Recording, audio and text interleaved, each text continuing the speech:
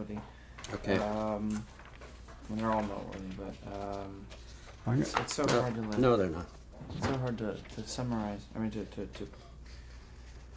condense everything. What I'm getting nervous about is that parking lot I'm in is going to close at 6 o'clock, so We'll I think we'll be okay. We'll get you there.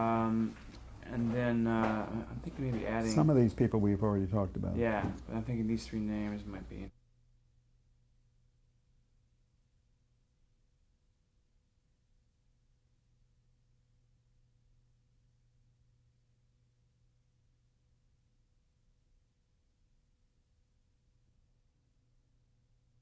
It became fragmented, and that was one of the reasons why we don't see more variety shows these days. Do costs have something to do with it? In addition, there was cost.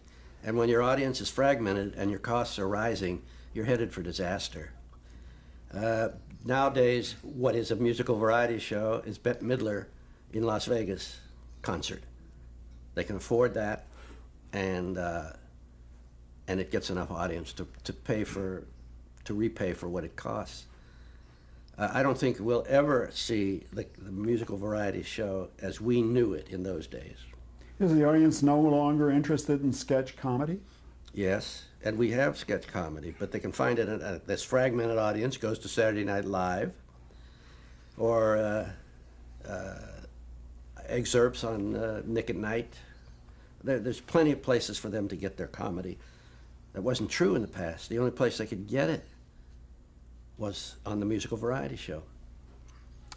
Let me, if I may, skip to a couple of personalities that you worked with in the past that we haven't really discussed in any detail. You worked with Elvis Presley. You did a special with him? Yes. Tell us about that, if you would. I was introduced to Elvis by Tom Sarnoff, who had the idea of, along with Colonel Parker, who is Elvis's manager. Who was Elvis's manager and mentor, to do a special because Elvis, in order to hype his record sales, needed some exposure. So I was introduced to Elvis, and at Paramount, and the Colonel, and we had a great many meetings before it was decided among all of us that I was the guy, and that Elvis would do the show, and the kind of show that I outlined. Colonel Parker wanted a concert show, and I didn't want to do that. I did what now is called the comeback special. So in order to execute the ideas that I had, which was more or less what I had been doing in musical variety, with the exception there was less talk, but there were production numbers and audience participation that Elvis did in that arena situation.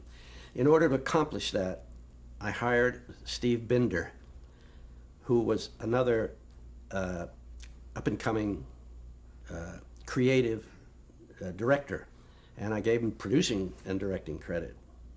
And we started, and we formed what became the Elvis Presley special. Done where? Done at NBC. Done in a couple of days. Elvis was truly the professional. Very, very nice man. Very respectful of a director, respectful of a producer. Expressed his opinion. He never hid his feelings about things, but listened. And he was a pleasure to work with. It was a wonderful, marvelous experience, and we knew that we had a great show. It wasn't very long into the rehearsal that we knew that we had something. This was the Elvis prior to his physical deterioration. Yes. And the guy that did the costumes for us invented that high-collared leather look. Blue was his name.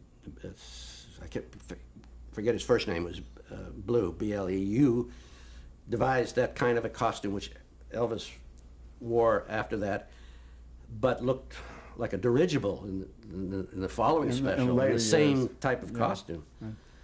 What was the audience reaction to the Elvis comeback show? Well, it was a huge, monumental success. Yeah.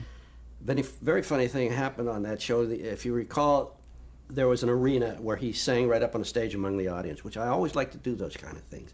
Get the performer down there with the people. We had about 200 tickets for that segment. And the colonel said, I'll take care of the tickets. Give them to me because I know his people and I'll get the people there. And I said, well, I'd like to. The colonel said, I'll take care of it. Well, it came time to tape that. There was nobody outside waiting to get in. And I went to the colonel. I said, what'd you do with the tickets? He said, sorry, I forgot. I said, we're ready to tape here and there's nobody in the audience. So I took all the crew, cameramen, sound men, ushers, everybody, and gave them tickets. And I threw them out the door of NBC into the restaurants on the street to get 200. And those were the 200 people that were in that audience that we dragged in off the street because the colonel forgot to give the tickets away. But lucky people, they'll probably never forget that for the rest of their lives. What about your experiences with Bill Cosby? Did you have a chance to work with him? I had worked with Bill early on in the Como days because that's when he was doing stand-up comedy. Stand-up. He was a great monologist. He had wonderful sketches. One football sketch that I'll never forget. And so I knew him as a producer, knows guys that appeared on his show. And the next time I ran into him when I was doing the People's Choice Awards, of which I did 14 for Bob Stivers. 14 People's Choice Awards and 14 Circus of the Stars. Animals hate me to this day. But Cosby, I won an award. The first one he won. And he said, I don't accept awards. What award was that? People's Choice. People's Choice. I don't accept awards. I don't like it. I don't believe in it. And he threw an obstacle at us, which he felt would make us not ask him to do it. He said, if I come out there to accept the award, I want to accept it in an operating room at Cedars-Sinai Hospital. Because he was just joking. Yeah, he was testing. He was being facetious. Right. And he said, I want to be in a white coat and I want to be in the operating room. So I went to a friend who was very influential at the hospital and they okayed it. First time it ever happened. And I had to put sheets over all the cameras and sanitize all the cables. It was a tremendous thing. Got an operating room and an extra to be on the, and I said to Bill, we got it. He said, oh, no, you don't.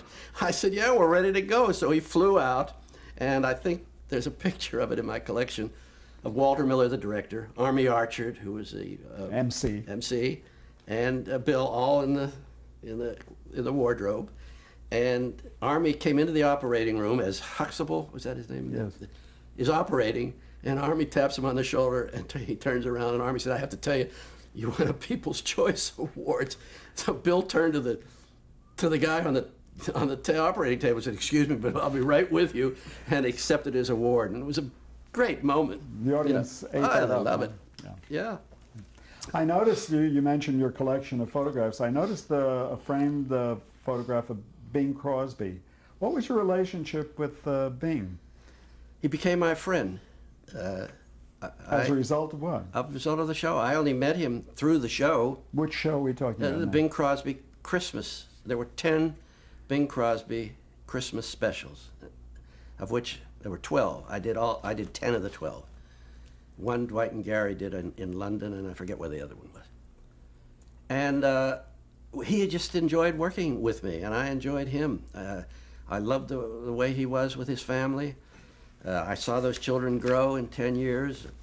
I saw Catherine, the mother, school them during rehearsal.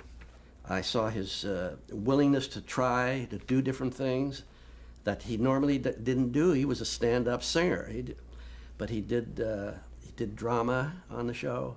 He moved around. He sang with his children, and they were very precious Christmas shows. And no better singer for White Christmas.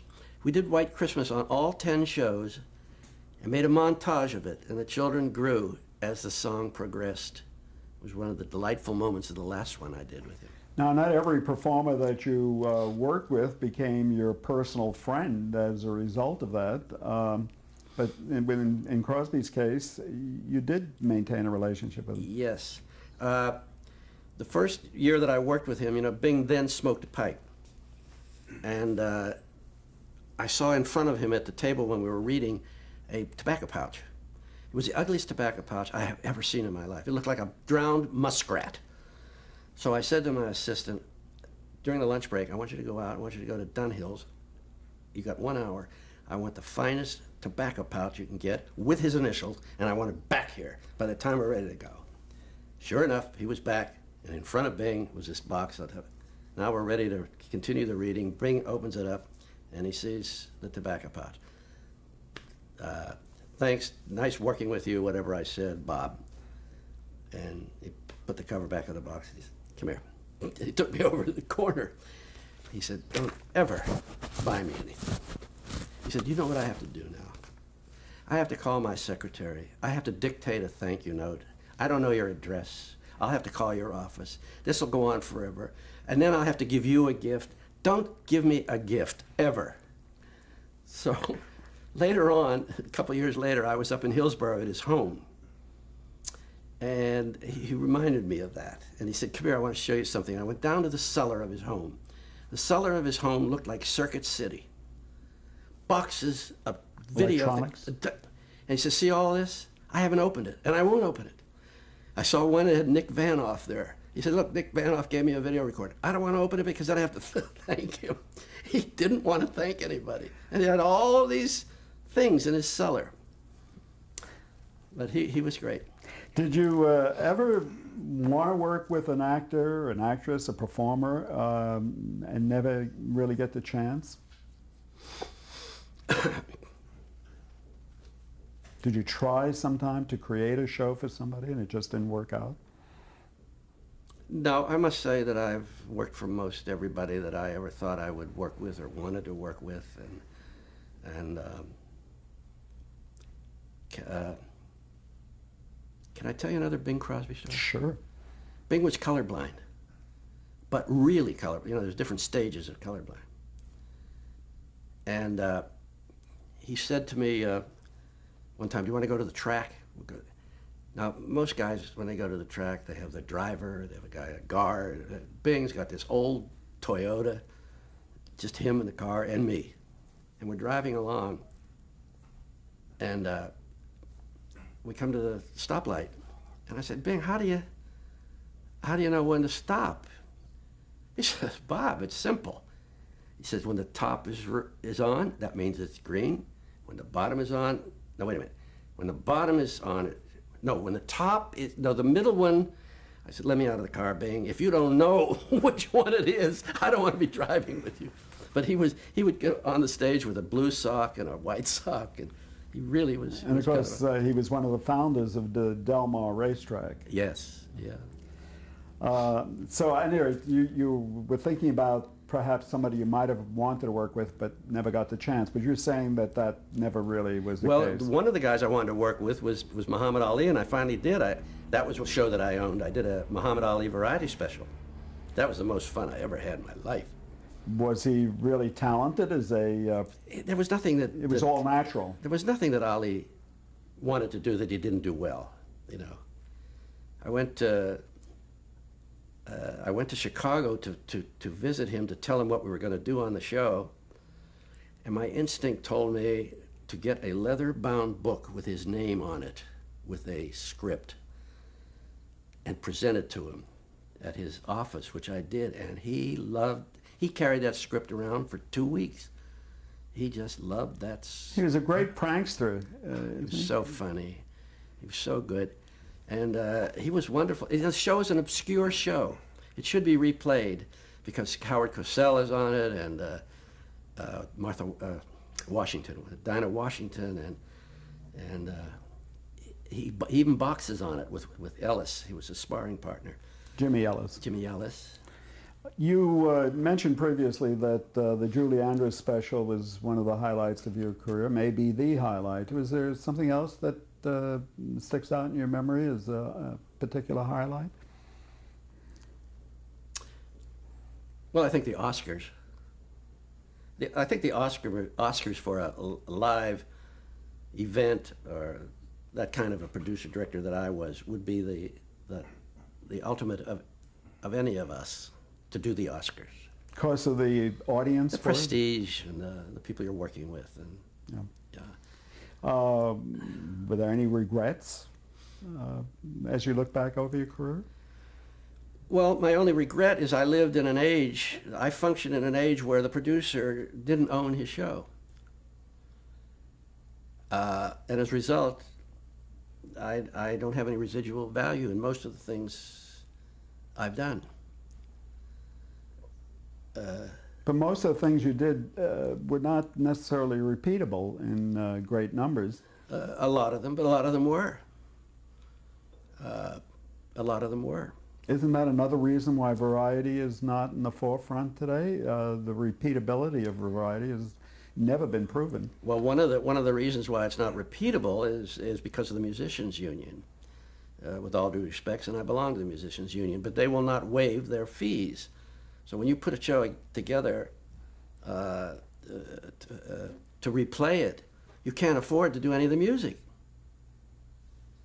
You have to take the music out of it if you're going to show it. Beg your pardon? You take the music out of it. You have to, and then what do you have? Yeah. The Flip Wilson show has now been sold to, I forget, the Family Network, one of the networks. I believe it is the Family Network. And Bob Henry, a friend of mine, told me that he made a deal. But he ultimately discovered that he didn't compensate enough for the music that was in the show. They had to go back and re-edit it, take out the music, even the themes, and he said he ended up with was a show that almost will not go on. I think the Ed Sullivan show that's in syndication for the last number of years, I think the music is out of that as well, edited out of that. Yeah. What to your mind, to your perspective, represents television at its best? Is it the full-blown music variety? Television at its best is what we just went through, or not went through, what we just saw with Princess Diana's funeral. It's right back to where it started when I stood in front of a window at Sloan's and watched them try to get a little girl out. Reality. A reality. That's television at its best. When that little bug rolled around on Mars, you can't do a show any better than that. I mean, if you went to the networks and said, I want to do a show with a little cart that rolls up and down the rocks, they'd throw you out of it. It's called the X-Files. Yes, yes. But what about on the entertainment side? What would be television at its best on the entertainment side? Is it Requiem for a Heavyweight, that sort of thing? That's part of it. In episodic television, it's Law and Order. In comedy, it's Seinfeld. These are the extension of the sitcom, an extension of the dramatic weekly show. In the specials area, it's now movies for television. It's what's the one that I just saw with, it's Wallace. We're doing the same thing. We're doing it better and with much more freedom, much more skill. But the ultimate, to me, is the landing on the moon, is reporting the funeral.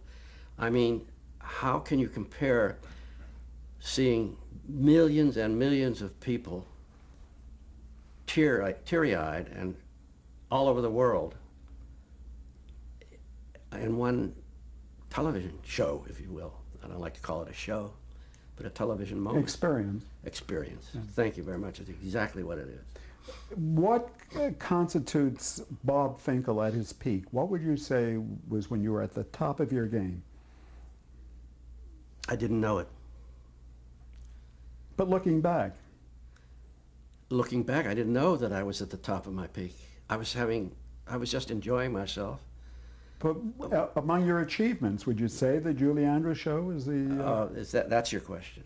Is what specific endeavor was at my peak? Yeah.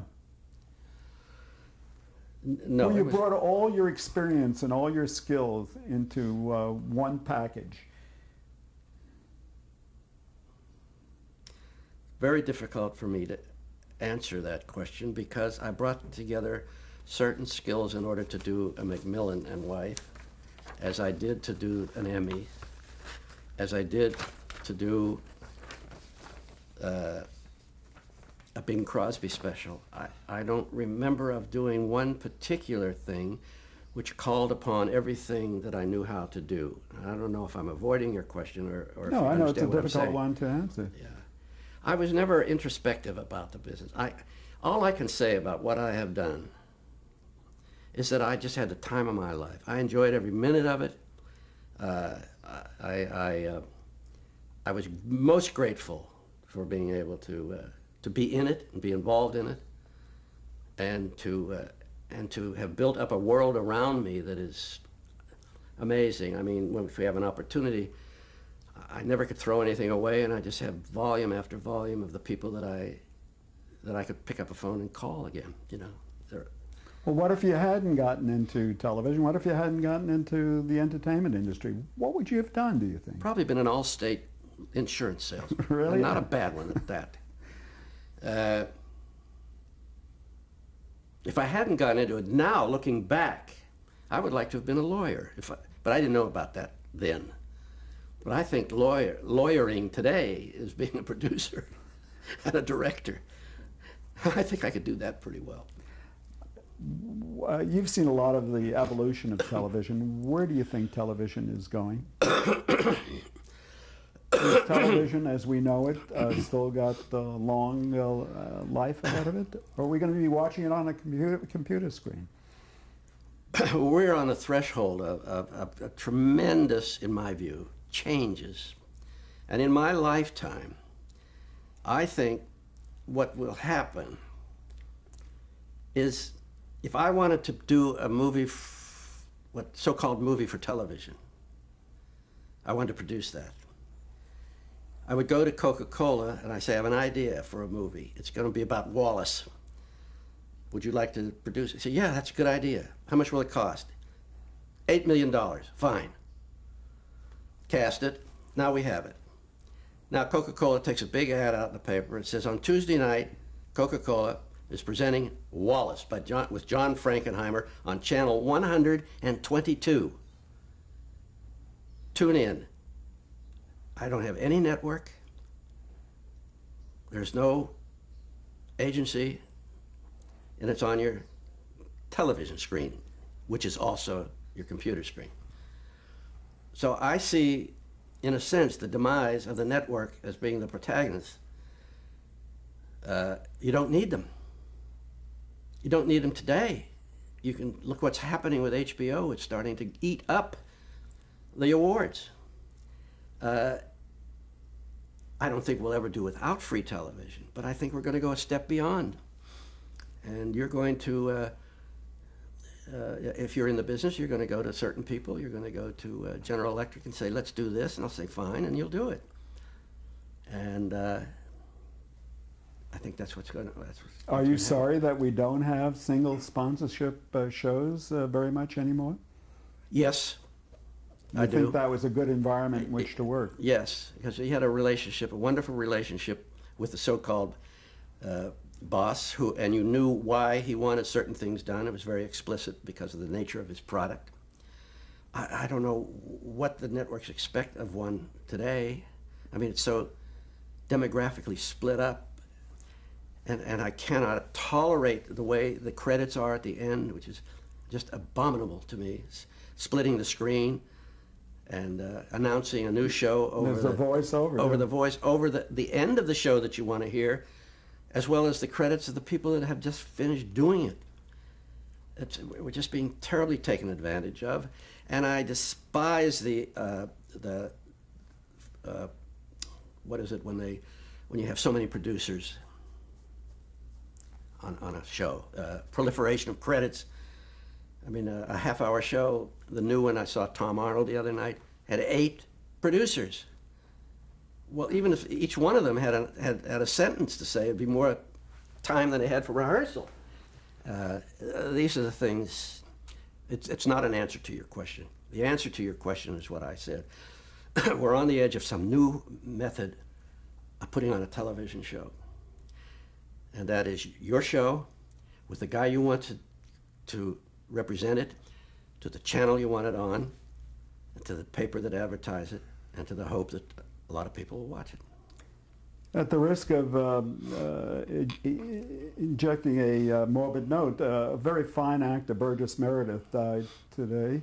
And the obituaries that I heard on radio and watched on television mentioned most prominently his role as the manager in Rocky.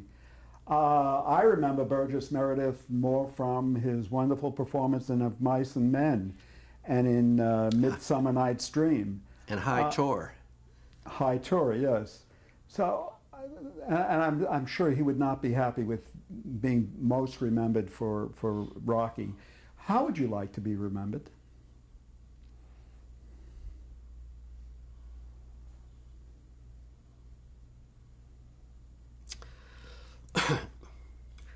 I'd like to be remembered as a guy that was in on at the beginning, a guy that loved the business, did a lot of things, did everything he wanted, did some very good things, and